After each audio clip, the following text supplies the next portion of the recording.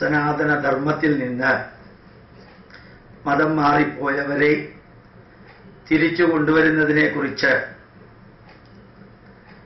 Supreme കോടതിയുടെ ഒരു വിധി നിങ്ങളെ അറിയിക്കാൻ സന്തോഷമുണ്ട്. ആദ്യം തന്നെ പ്രണാമം അർപ്പിക്കുന്നു.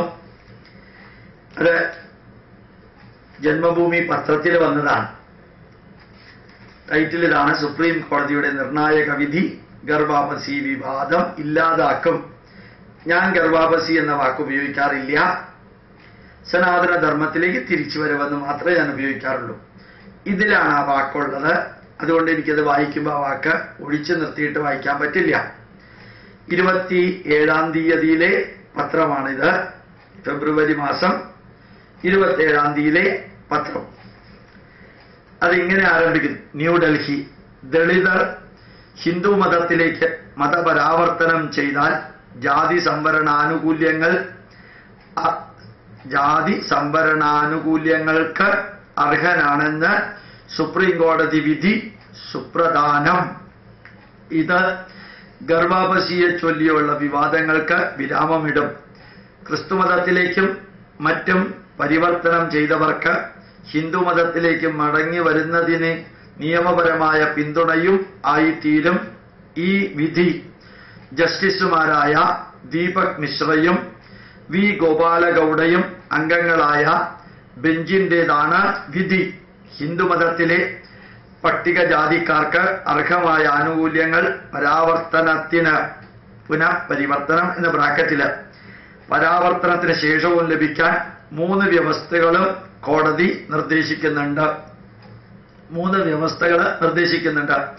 ഒന്ന്, 1950-ലെ ഭരണഘടന പട്ടികജാതിക്കാരുമായി ബന്ധപ്പെട്ട ഭരണഘടനാ ഉത്തരവ് പ്രകാരം അംഗീകാരം കിട്ടിയ ജാതിയിൽപ്പെട്ട വ്യക്തിയാണ് താൻ എന്നതിന് വ്യക്തമായ തെളിവ് വേണം.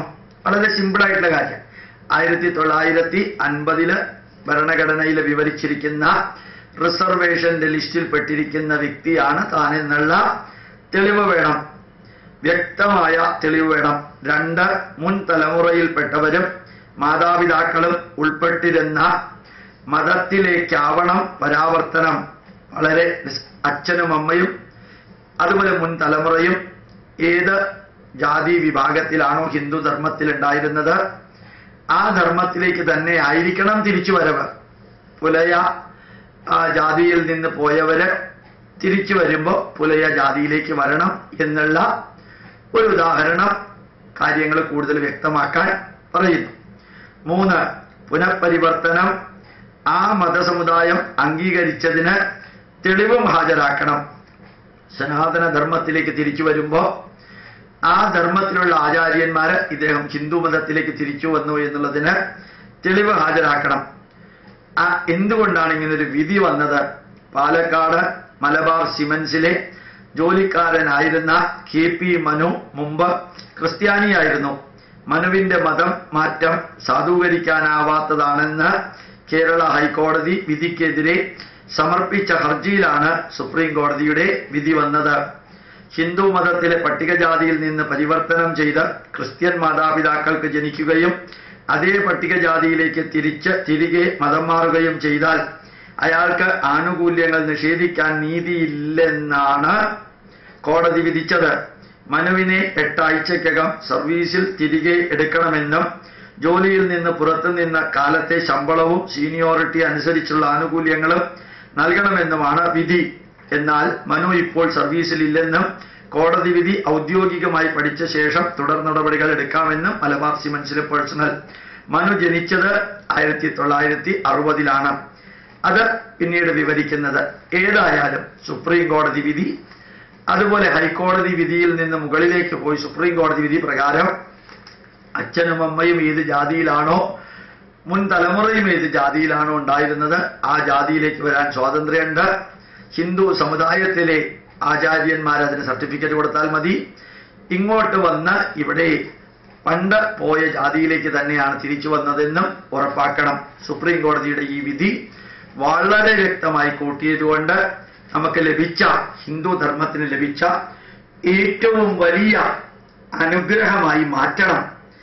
നമ്മുടെ ധർമ്മത്തിൽ നിന്ന് മതം മാറിയവരെ സത്യത്തിന്റെയും ധർമ്മത്തിന്റെയും നീതിയുടെയും ന്യായത്തിന്റെയും വഴികളിലൂടെ ആരെല്ലാമാണോ തിരിച്ചു വരാൻ സന്നദ്ധരായിട്ടുള്ളവര്, അവർക്ക് പകൽ വെളിച്ചത്തില് ഒരാളുടെയും ഭയവും ഒരാളുടെയും വെല്ലുവിളിയും ഒരാളുടെയും ഭീഷണിയും ഇല്ലാതെ അവരെ തിരിച്ചു കൊണ്ടുവരാനുള്ള ഈ സുപ്രീം കോടതിയുടെ വിധി പരമാവധി പ്രയോജനപ്പെടുത്തി ആരാധ്യനായ വെള്ളാപ്പള്ളി നടേശനെ പോലെയുള്ളവരുടെയും പുലയ മഹാസഭയിലെ നേതാക്കന്മാരുടെയും അതുപോലെ ഹിന്ദു ധർമ്മത്തിലെ വിവിധ വിഭാഗങ്ങളിൽപ്പെട്ടവരുടെ നേതൃത്വത്തിലുള്ളവരുടെയും അനുഗ്രഹാശിസുകളോടുകൂടി അത് ജി സുകുമാരൻ നായർ ഉൾപ്പെടെ അദ്ദേഹം മാറാൻ തയ്യാറില്ലെങ്കിൽ അദ്ദേഹത്തിനെ മാറ്റി നിർത്തിയിട്ട് അതാത് കരയോഗങ്ങള്, ഇപ്പൊ ഏതായാലും കരയോഗങ്ങള് ആരും തന്നെ ജി സുകുമാരൻ നായർ പറയുന്നത് കേൾക്കുന്നില്ല എന്നൊരു ലെവലിലായിട്ടുണ്ട്. സുകുമാരൻ നായർക്ക് ജീവിതത്തിൽ രണ്ട് ജോലിയേ ഉള്ളൂ. മന്നത്ത് പത്മനാഭന്റെ സമാധിയില് ജന്മദിവസം പുഷ്പാർച്ചന നടത്തുക, അതിന്റെ ഫോട്ടോ എടുത്ത് മാതൃഭൂമിയിൽ 1ാമത്തെ പേജിലിടുക.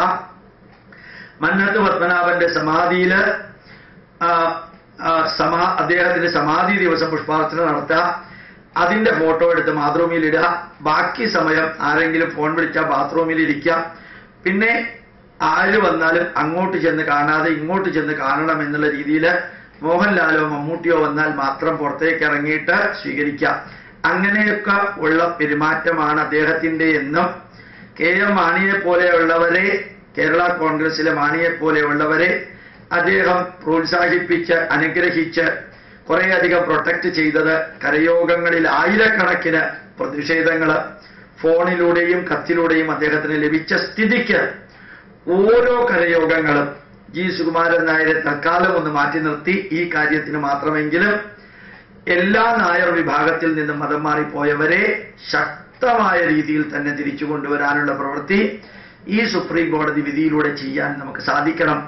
ഒരു മിനിറ്റ് പോലും വൈകാതെ, അതേ സമയത്ത് സമൂഹത്തിൽ പ്രശ്നമുണ്ടാക്കാതെ ശാന്തമായി 1 or 2 പേരെ വീതം വീഡിയോയോ ഫോട്ടോയോ ഒന്നും എടുക്കാതെ ധന്യമായ രീതിയിൽ ആചാരങ്ങൾ അനുഷ്ഠിച്ച്, ഫോട്ടോയും വീഡിയോയും എടുക്കേണ്ട എന്നല്ല പറഞ്ഞത്, അതൊരു ഇഷ്യൂ ഉണ്ടാക്കാൻ പാകത്തിന് പ്രൊജക്ട് ചെയ്യേണ്ടെന്ന് മാത്രമേ പറഞ്ഞുള്ളൂ.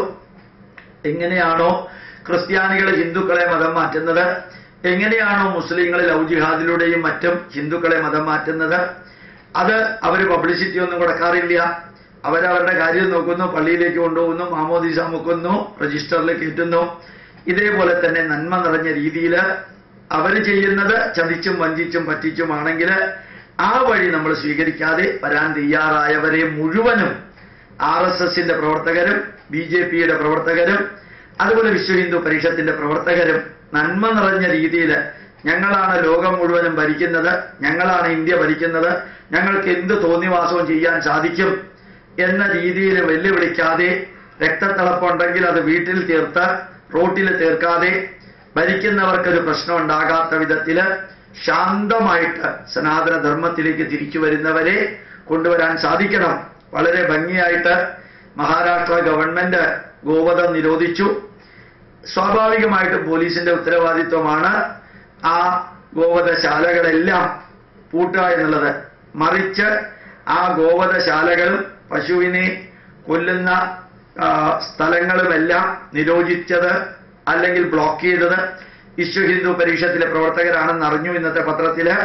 അതിന്റെ അർത്ഥം വിശ്വ ഹിന്ദു പരിഷത്ത് എല്ലായിടത്തും ഇപ്പൊ നിയമം കയ്യിലെടുക്കുന്നു. വിശ്വ ഹിന്ദു പരിഷത്ത് നിയമം കയ്യിലെടുക്കുമ്പോൾ സംഭവിക്കുന്നത്, ഈ നാട് ഭരിക്കുന്നവരുടെ ഉച്ചിയില് ഈ ശിഖ വെച്ചവര് തന്നെ ഉദകക്രിയ ചെയ്യുന്ന അവസ്ഥയിലേക്ക് എത്തുന്നു. വിശ്വ ഹിന്ദു പരിഷത്തിലെ തൊഗാഡിയായും ബാലസരസ്വതിയും എല്ലാം ആക്രോശിക്കുന്നതിന് മുഴുവനും ഉത്തരം പറയേണ്ടത് ഈ നാട് ഭരിക്കുന്നവരാണെന്നുള്ള വെളിപാട് അവരിൽ കുറെ പേരുടെയെങ്കിലും തലയിലുണ്ടാവണം. ഗോവധം നിരോധിച്ചവർക്കറിയാം എങ്ങനെ അത് നടപ്പാക്കണമെന്ന്. അതെന്തിനാ വിശ്വ ഹിന്ദു പരിഷത്തുകാരെ ഏറ്റെടുക്കുന്നത്? അതേപോലെ തന്നെ ഈ സുപ്രീം കോടതിയുടെ വിധിയുടെ അടിസ്ഥാനത്തില് വിശ്വ ഹിന്ദു പരിഷത്തുകാരും മറ്റുള്ളവരും പരിവാര സംഘടനകളും ധന്യമായ രീതിയിൽ, പവിത്രമായ രീതിയിൽ, അത് വിദ്വേഷമോ പകയോ അല്ലെങ്കിൽ വാശിയോ വെക്കാതെ ശാന്തമായിട്ട് നമ്മുടെ ധർമ്മത്തെ സംരക്ഷിക്കാൻ തിരിച്ചു വരുന്നവരെ കൊണ്ടുവരാനുള്ള മഹായജ്ഞം ഏറ്റെടുക്കാൻ ഇതൊരവസരമാകട്ടെ എന്ന് പ്രാർത്ഥിക്കുന്നു. പ്രണാമം. നമസ്കാരം.